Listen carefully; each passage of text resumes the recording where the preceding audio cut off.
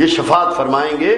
اس کے باوجود کیا وجہ تھی کہ انہوں نے خالی شفاعت پہ بھروسہ کر کے نہیں بیٹھ گئے؟ کبھی سوچا آپ لوگوں نے؟ کبھی غور کیا اس پہ؟ سوچا کریں. یہاں آنے کا مطلب چسکا نہیں ہے، یہ سوچنے کی جگہ ہے، یہ غور کی جگہ ہے، یہ فکر کی جگہ ہے، یہ تعلیم کی جگہ ہے، یہ تربیت کی جگہ ہے. یہاں سے انقلاب پھوٹے گا. نشاندہی کر دیا پروفیسر عاصم نے کہ دار ارقم ہے یہ، اور انشاءاللہ دار ارقم ہے. یہاں سے فکر ملے گی، سوچ ملے گی، سچائی کی، حقائق کی، بے باکی کی. اور وہ نہیں ہے تو کچھ نہیں ہے ہمارے پاس. وہ ایسا کیوں تھا؟ کیوں انہوں نے نہیں سوچا اس کو؟ وہ تکیہ کر کے نہیں بیٹھ گئے. تمام اصحاب رسول عظیم لوگ، سارے ولی مل کے ایک اصحاب رسول کے برابر نہیں ہو سکتا. اتنے عظیم المرتبت لوگ.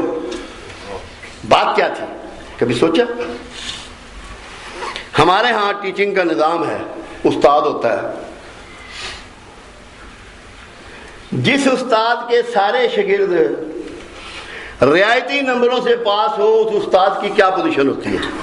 مجھے یہ بتا دیں. اس استاد کی کیا حیثیت رہ جاتی ہے جس کے سارے شاگرد رعایتی نمبروں سے پاس ہوں؟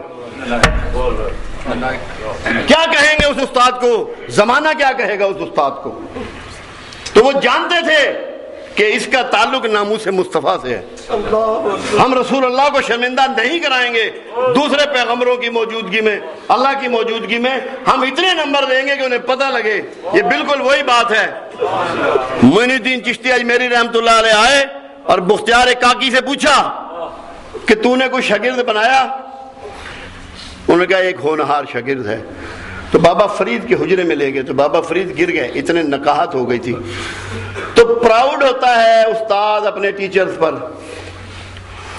کم سے کم اتنا تو ہو جاؤ کہ اللہ کے رسول تم پہ فخر کریں، اور تم پہ فخر کریں. یا پاسنگ مارک لوگے سارے، رعایتی نمبروں سے پاس ہونا چاہتے ہو، شرمندہ کراؤ گے کملی والے کو. کہتے ہو ہم محبت کرتے ہیں. کیسی محبت ہے جن میں اس کو شرمندہ کراؤ گے؟ اپنے نمبر لے کے پاس ہو، رعایتی نمبروں کے چکر میں مت رہو. شفاعت تو فرمانی ہے میرے آقا نے. وہ تو ایک تحفہ انعام ہے جو آپ کو بغیر مانگے ملنا ہے. وہ تو گفٹ ہے جو مل جانا ہے. مگر رعایتی نمبروں کا خدا کا واسطہ، رسول کا واسطہ چھوڑ دو سوچنا. محنت کرو، جد و جہد کرو، اپنے رزق کو پاک کرو، صاف کرو، نیتوں کو ٹھیک کرو، اپنے رویوں کو سچائی پر گامزن کرو، دوسروں کی خدمت کرو، دوسروں کی عزت کرو، ان سے محبت کرو، عاجزی سے پیش آؤ، تاکہ کملی والے تم پہ فخر کریں. جیسے بختیار کاکی نے معین الدین چشتی کو بابا فرید کو دکھا کے فخر کیا. تو کم سے کم ہمیں اتنا تو ہو کہ کملی والا ہم پہ فخر کرے، چھاتی ٹھوک کے کہے یہ میرے امتی ہیں. اور کم سے کم اتنا تو کر دو یار سرکار. اگر یہ نہیں کر سکتے ہو تو یہ کوئی بات ہے؟ یہ ہم نہیں کہتے کہ کملی والے نے شفاعت نہیں کرنی، کملی والے نہیں کرنی، کسی اور نے نہیں کرنی. وہی شفیع المذنبین ہے، انہی کو مقام محمود پہ کھڑا کیا جائے گا. مگر ان کی عزت و توقیر تو بڑھاؤ. کوئی کیلنڈر چھاپ دیتا ہے یا اشتہار چھاپ دیتا ہے، اس کو تو تم دیوانے ہو کے لڑنے مرنے کو جاتے ہو. اور تم جو اپنے رسول کی بےزتی کرانے کے لیے لگے ہوئے ہو کہ تم نے کوئی اچھا کام کرنا ہی نہیں، کوئی بڑھیا کام کرنا ہی نہیں. تو اللہ کا واسطہ ہے، میری یہ التجا ہے ہاتھ باندھ کر دل کی گہرائی سے پوری تڑپ کے ساتھ کہ کم سے کم آپ اپنے آپ کو ہر آدمی اس پوزیشن میں لائے کہ سرکار میرے فخر کریں اس پر کہ یہ میرا امتی ہے، یہ میرا امتی ہے. اللہ کو بھی کہیں اور فرشتوں کو بھی کہیں کہ میرا امتی ہے. جیسے اللہ ذکر کرنے والوں کا ذکر فرشتوں میں بیٹھ کے کرتا ہے کہ دیکھا میرے لوگوں کو یہ میرا کیسا ذکر کر رہے ہیں، تم تو کہہ رہے تھے فساد پھیلائیں گے. ایک بہت امپورٹنٹ بات ہے اس کے علاوہ، بڑی امپورٹنٹ. ہمیں ایک ٹائٹل ملا، جیسے یہ ٹائٹل ہوتا ہے کہ ہم ایشیا کپ جیتا ہے ہاکی کا، اولمپک جیتا ہے. ایک ٹائٹل اللہ نے ہمیں دیا کملی والے کے صدقے. وہ ٹائٹل تھا مومن، امن دینے والے، مومن، ماننے والے، محبت کرنے والے. آج ہمارا ٹائٹل کیا ہے؟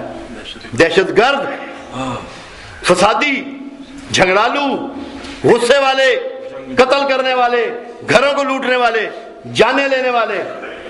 بم پھاڑنے والے، خدا کا واسطہ ہے جو ٹائٹل کملی والے نے لے کے دیا تھا وہ ٹائٹل ان کو لوٹا دو، مومن بن جاؤ، چھوڑ دو غصہ، مت نفرت کرو کسی سے، مت جھگڑا کرو کسی سے، تم کسی کو نہیں بخش سکتے، کوئی شیعہ ہو، سنی ہو، دیوبندی ہو، اہل حدیث ہو، بریلوی ہو، تم کسی کو نہیں بخش سکتے، اس کا اختیار صرف اللہ کے پاس ہے۔ اور کلیئر کیا اللہ کے حبیب صلی اللہ علیہ وسلم نے، پوچھا گیا یا رسول اللہ صلی اللہ علیہ وسلم لوگ جنت میں کیسے داخل ہوں گے؟ فرمایا اللہ کے فضل کے ساتھ۔ یا رسول اللہ آپ؟ فرمایا ہاں میں بھی۔ کتنی کلیئر بات کملی والے نے کر دی جنت کے داخلے کی کہ یہ اللہ کے فضل سے ہوگا، اعمال پر نہیں ہوگا۔ میں نے کوئی ایسی بات آپ سے اعمال کی نہیں کی کہ آپ جنت میں جائیں، میں نے تو یہ بات کی ہے کہ آقا چھاتی ٹھوکیں آپ کے لیے اور دیکھو میرا امتی آ گیا کہ جیل میں آیا۔ تو یہ جو ٹائٹل ہے نا ہمارا، یہ ہمیں لوٹانا ہے، ہمیں یہ گیم جیتنی ہے، ہمیں دہشت گرد نہیں کہلوانا، ہمیں تفرقہ نہیں کہلانا۔ اگر کوئی اہل حدیث ہے اس کو سلام ہے، کوئی دیوبندی ہے اس کو سلام ہے، کوئی بریلوی ہے اس کو سلام ہے، موج کرے اپنے معاملات میں۔ اللہ کے رسول نے تو یہ پہلے دن ہی سکھا دیا، جب میثاق مدینہ رقم کیا، یہود سے، غیر کفار سے جو اللہ ہی کو نہیں مانتے، مشرکین سے، کچھ عیسائی بھی تھے، جتنی کیٹیگریز وہاں تھیں مذہبی، ان سے میثاق مدینہ سائن کیا۔ اس میں دو بہت بڑی بنیادیں تھیں کہ جو تمہارے رسم و رواج ہیں ان کے مطابق تم کرتے رہنا، ہمیں کوئی تعلق نہیں، اور جو تمہاری عبادات ہیں ان کو جاری رکھنا اپنی انہی عبادت گاہوں میں، ہمیں کوئی تعلق نہیں۔ یہ رویہ تو ان کے ساتھ ہے جن کو دعوت دینی تھی۔ تو جو لوگ ہم اسلام میں داخل ہو گئے ہیں، ہم انہیں دین سے نکالنے کے چکر میں ہیں، کم کرنے کے چکر میں ہیں کملی والے کی امت کو، یہ بھی کافر، یہ بھی کافر، یہ بھی کافر۔ اور اللہ کے حبیب کیا فرما رہے ہیں؟ کثرت سے نکاح کرو کہ نکاح میری سنت ہے، اور اس طرح میری امت میں اضافے کا سبب بنو۔ اللہ کے رسول چاہ رہے ہیں کہ امت میں اضافہ، اور ہماری کوشش ہے امت میں کمی۔ کافر کو نکال دو، کافر بناؤ اور باہر نکال دو۔ جی تو یہ تھوڑا میں نے غور طلب باتیں کی ہیں تاکہ آپ لوگ تھوڑا سا سوچیں۔ اس سے پہلے جو باتیں ہوئی ہیں وہ اور طرح کی تھی اور یہ بات اور طرح کی تھی۔ ایک چیز آپ یاد رکھیں کہ انشاءاللہ ہم میں سے کوئی ایسا نہیں ہے، کیونکہ اللہ نے جب ہم پہ رحمت کر دی، ہم خود سے مسلمانوں میں پیدا نہیں ہوئے، ہمیں اللہ نے کیا۔ تو ہمیں جو پاسنگ کوڈ ہے نا وہ دے کے اللہ نے دنیا میں بھیجا، اور جو جنت کا پاسنگ کوڈ ہے اس کا ورڈک ہوتی ہے نا۔ ابھی آپ کبھی فوج میں آپ کا واسطہ پڑا ہو یا ڈیفنس میں، تو جو ان کے ہاں داخلہ ہوتا ہے نا اس کے لیے انہیں کوڈ دہرانا پڑتا ہے۔ وہ کوڈ دہراتے ہیں تو ان کو وہ دروازہ کھول دیتا ہے کہ ٹھیک ہے بھائی آؤ تم ہمارے فوجی بھائی ہو۔ تو اللہ نے جو جنت کا کوڈ رکھا ہے نا وہ ہے لا الہ الا اللہ محمد رسول اللہ صلی اللہ علیہ وآلہ وسلم۔ تو کوڈ تو آپ کو مل گیا ہے، مگر آپ کو تو صرف یہ سوچنا ہے کہ سرکار آپ کے لیے فرشتوں کے سامنے، اللہ کے سامنے، دوسرے انبیاء کے سامنے سینہ پھلا کے کہیں کہ یہ میرا امتی ہے۔ ایک چیز یاد رکھیں، پروردگار عالم جن چیزوں کی طرف آپ کو بلاتا ہے، آپ کو دعوت دیتا ہے، اس کا ایک ہی مطلب ہوتا ہے کہ وہ چیزیں کبھی رد نہیں کرتا۔ جن چیزوں کی دعوت خود مالک دے اس کو کیسے رد کرے گا؟ کبھی نہیں کرتا۔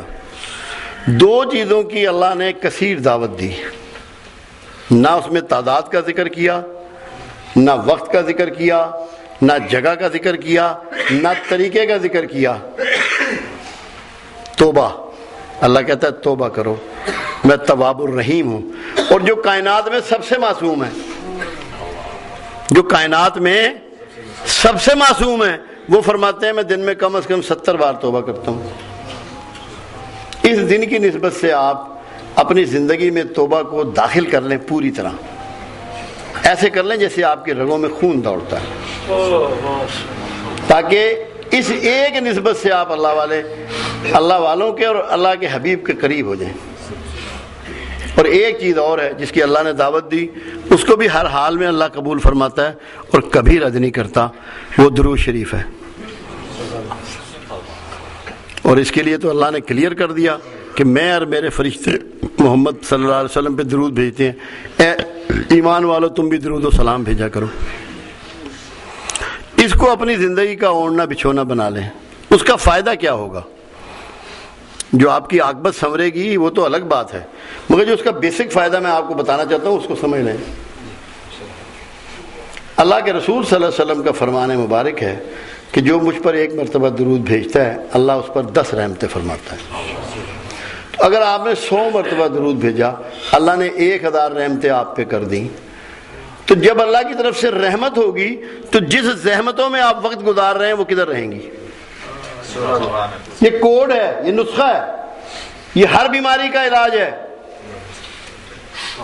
چاہے وہ کینسر ہو، ہیپیٹائٹس ہو، دل کا ہو، گردے کا ہو، پھیپڑوں کا ہو، سرطان ہو، ریڑھ کی ہڈی کا ہو، معاشی تنگی ہو، گھر میں جھگڑا ہو، لڑائی ہو، ساری بیماریوں کا علاج درود شریف ہے۔